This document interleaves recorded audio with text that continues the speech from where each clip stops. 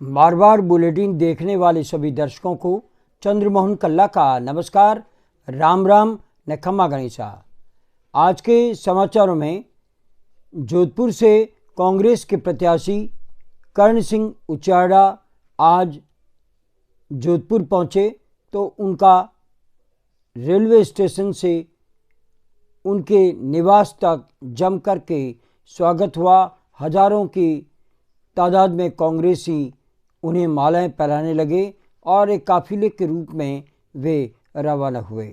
उन्होंने ऐसे मौके पर मीडिया से बातचीत करते हुए कहा, उनका यही कहना है कि सीकर वाले को आपने 10 साल अपना करके देख लिया, अब जोधपुर के बेटे को 5 साल का मौका दो।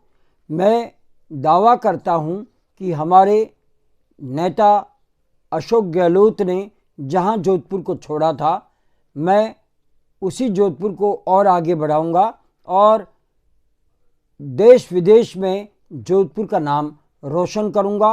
ऐसा कोई काम नहीं करूंगा जिससे जोधपुर की बदनामी हो। और उन्होंने ये भी कहा कि संजीवनी घोटाला हो चाहे कुछ भी हो, उन्होंने किया क्या है।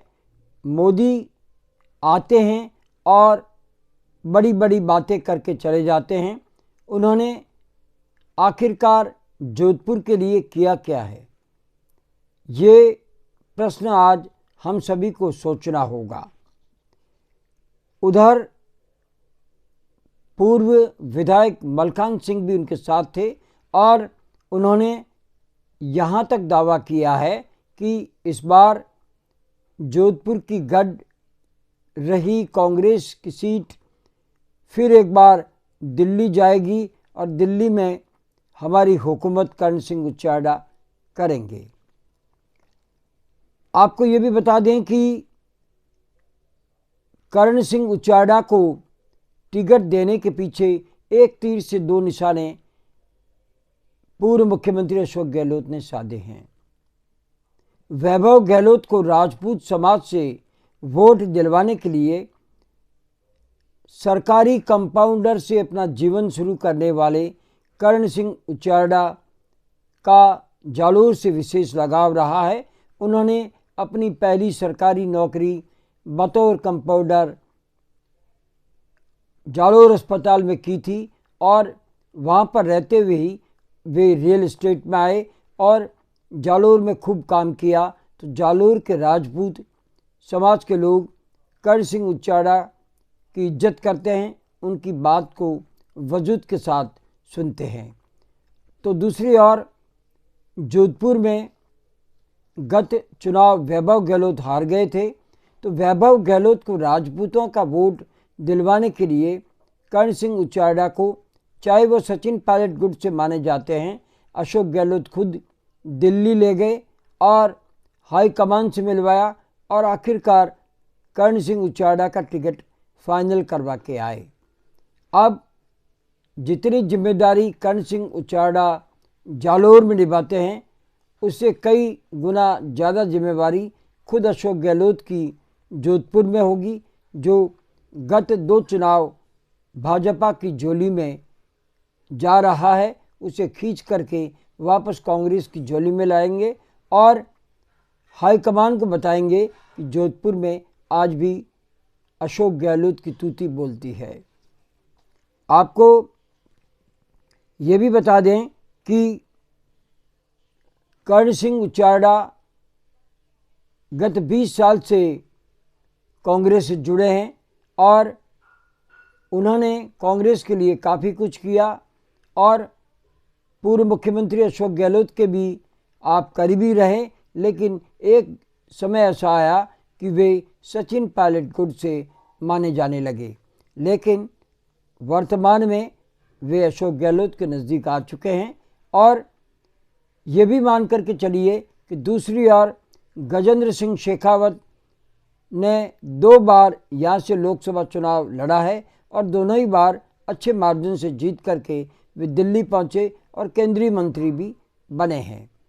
अगर गजेंद्र सिंह शेखावत की बात करें तो उनका छात्र जीवन जोधपुर में गुजरा है।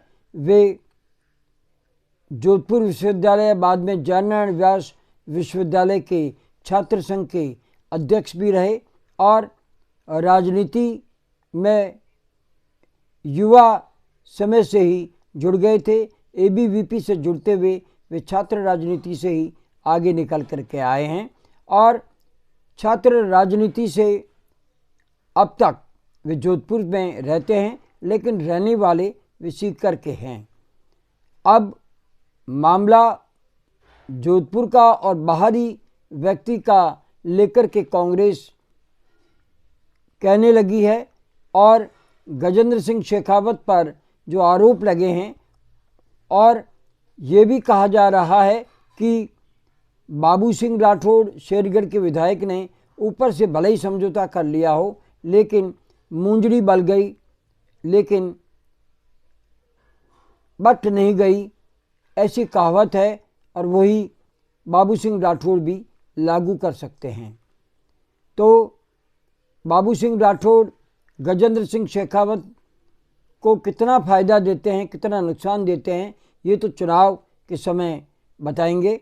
लेकिन वर्तमान समय में कर्ण सिंह उचारडा ने आज अपना सफ़र शुरू कर दिया है और वे आज जोधपुर में विभिन्न क्षेत्रों में घूमे हैं और वे बरकतुल्लाह पूर्व मुख्यमंत्री की मज़ार पर भी गए, वे जयनारायण व्यास पूर्व मुख्यमंत्री की समाधि स्थल पर भी गए और वे कई चौराहों पर जाकर के दर्शन करने भी पहुँचे और जोधपुर शहर में जाकर के भी कई लोगों से मिले हैं। इस तरह से उन्होंने अपना कामकाज शुरू कर दिया है। तो दूसरी ओर गजेंद्र सिंह शेखावत गांव-गांव, ढाणी-ढाणी घूम रहे हैं और इस बार जोधपुर में ये मान करके चलिए कि रोचक मुकाबला होने जा रहा है।